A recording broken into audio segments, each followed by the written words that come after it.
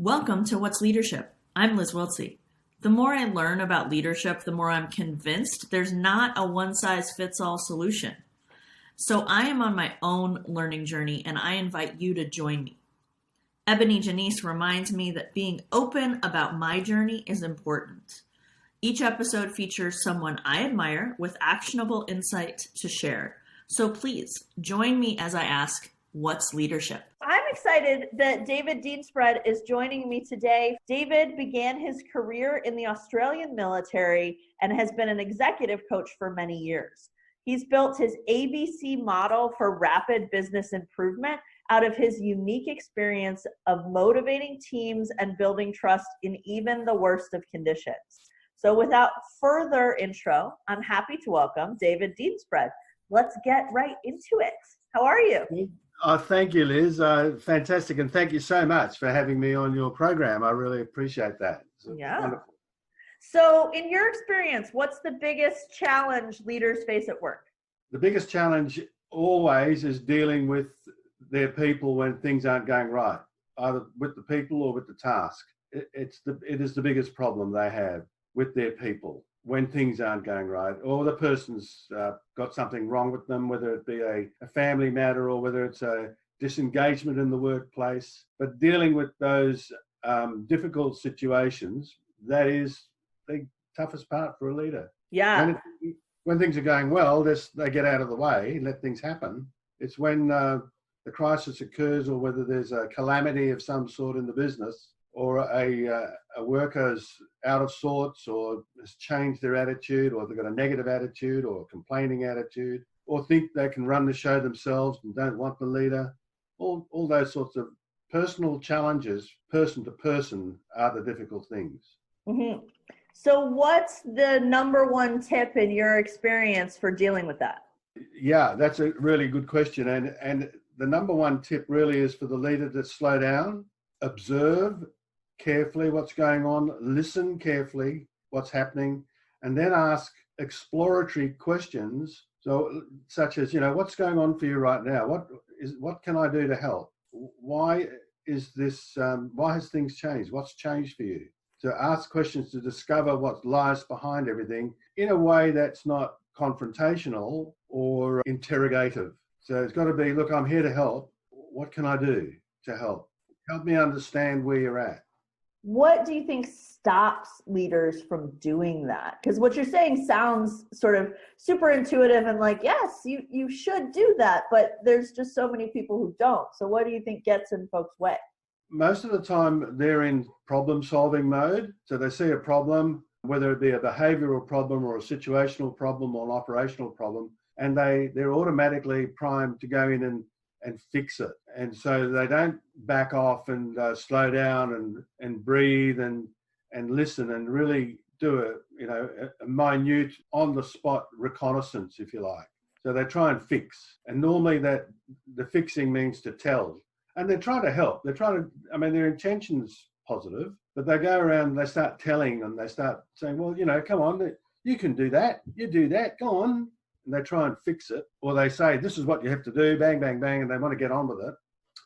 And so that makes it worse. So at the end of the day, what they need to do is to back off and take command of themselves, become calm and centered. That's one thing. And the other side of that is sometimes they don't do it, they don't do anything, which is worse even, and because they don't want to make it worse. They don't want to worsen the situation. They don't want to aggravate it, exacerbate it, and they don't want to look foolish because they may not know what's going on, and they don't want to reveal that they don't know what's going on.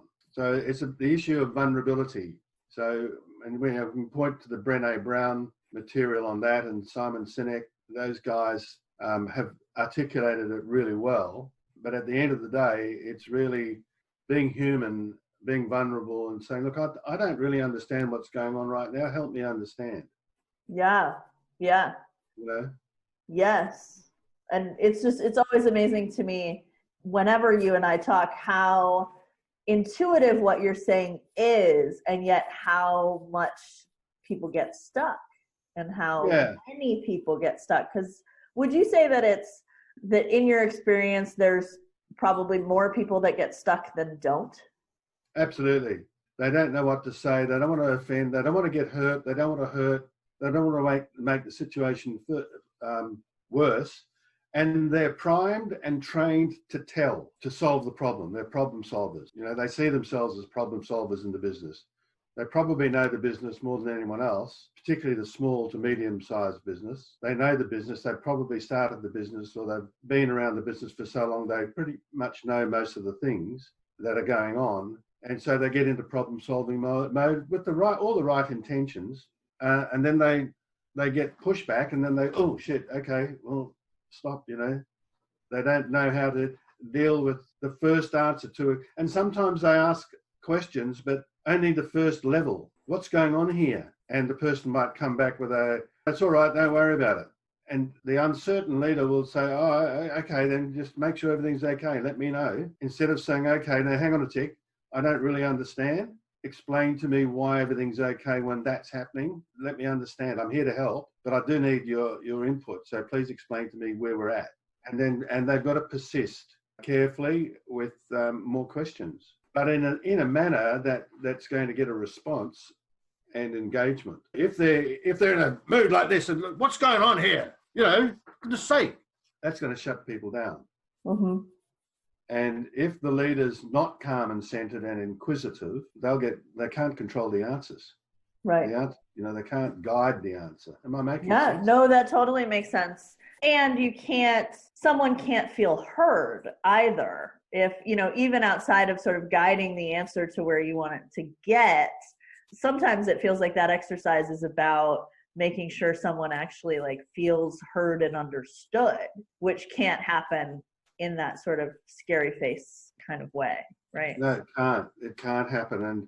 And the leaders, too many leaders move into problem-solving mode and providing answers. It doesn't help. They need to actually understand where the other person's coming from, what they're experiencing, how they're feeling. Do they want help? And it's okay for the leader to say, look, I really don't know that I can immediately help you right now, but can we get someone who can help you? What sort of help do you want? What right. do you need? Right. Yeah. So in that vein, sort of what concept, or you mentioned a couple different kind of luminaries in the field, but what concept or book or talk that you have learned over your experience, what's been most impactful for you in the way you think about this stuff? Okay. So, a lot of it I learned from the leaders that I had, that I was following in the military, and I learned good things, and I learned the things to do, and I learned the things that I would never do. So I had the experience of good and bad leaders, great leaders and not so great leaders. And then I also made my own mistakes as well. Lots of those when I was a young officer. All my men were older than me. Some of them are old enough to be my father. I was the second in command of a military prison as my first appointment on graduation. And I had my 21st birthday on duty in the prison. And so I was such a novice. Even though I'd been trained as a leader, I didn't have the practical experience. Right. And 21 is young. Goodness. It's very young, yeah. That's how it was. It is like that now. You've got guys coming out of West Point who are the same age, and they're very junior leaders, and, they're on the long road it's a learning road.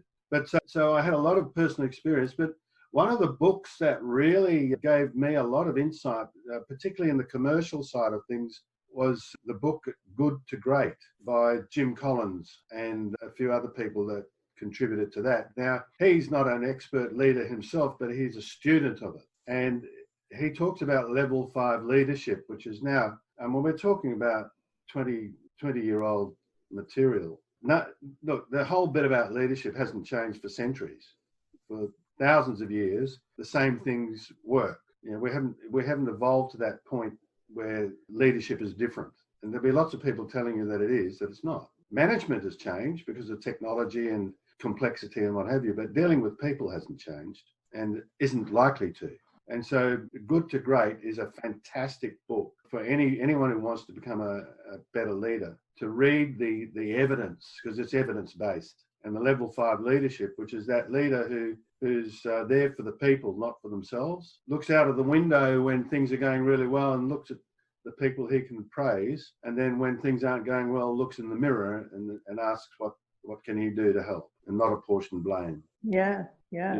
And another one and this is this is an interesting one because there was a poem by Rudyard Kipling called If. Mm-hmm. Yep, Quite I know it famous. well.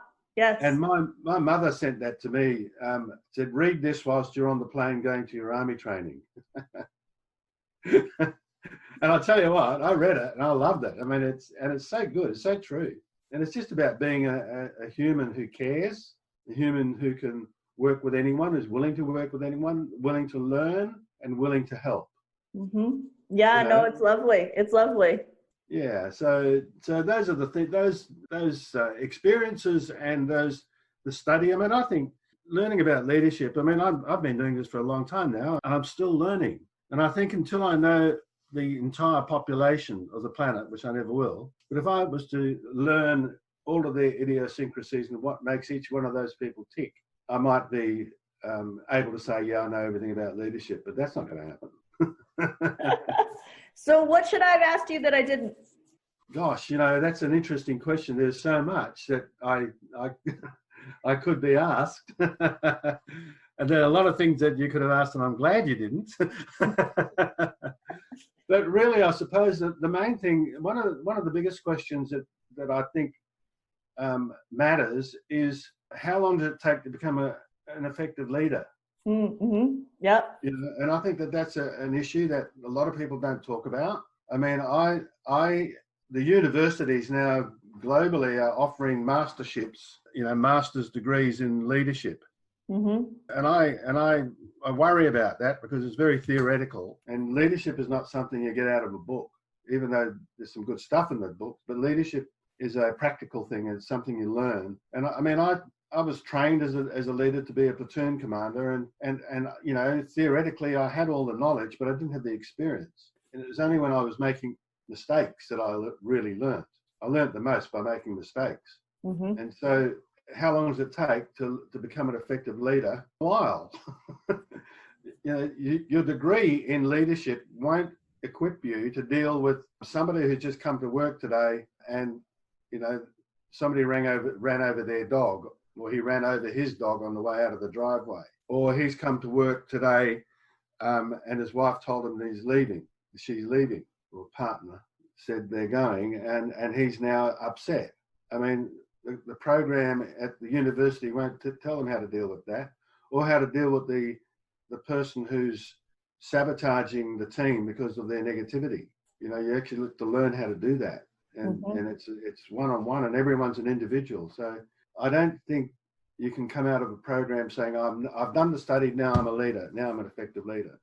I think we have to recognise that we've got to work our way into it, and most of our best learning will come from the mistakes that we make. Mm-hmm. We have to be willing to make those mistakes. So I hope that answered your question, your trick question. My trick question. No, that's a great answer. So so David, that's the end of our interview. I want to say thank you. And there will be lots of resources. David has shared with us a guide. Do you want to tell us about the guide that you've shared with us? I wrote a book a few years ago for my clients called The Wheel of Effective Leadership Behaviour. And I've sent that to you in a PDF form, which you can send out to your listeners. And it talks about the 12 traits that a leader has that people would endear them to follow that leader. And it's based on 12 historical figures and their unique capabilities, their unique traits. And I've arranged them in a way and described those within the book. And also the 12 traits that they all begin with the letter C, like courage and commitment, collaboration, those sorts of things, clarity, candor, those sorts of words. And there's 12 of them. But also the good thing about the book is that there's a way of testing yourself and measuring yourself at the back of the book, and how you can also get your team to rate you. Great. And then how do we deal with each one of those characteristics, those traits? How do we prepare for them? How do we deliver them? How do we practice? How do we rehearse? How do we rehearse to be courageous, for instance? How do we rehearse to be candid? How can we rehearse to deliver on commitment? So it's a very useful book. My clients love it. I never write books to become bestsellers. I write them for my clients. Great. In a way of capturing my thoughts and my IP, I guess. Yes. And I'm excited that we'll get to share it with our listeners here. So Yeah, no, it's fantastic. It's my pleasure to do that. And thank you so much for interviewing me. I really appreciate it. Thank really you. cool. Full show notes from this episode and every episode are available at 4needs.work/podcast. If you're intrigued by this episode, please subscribe.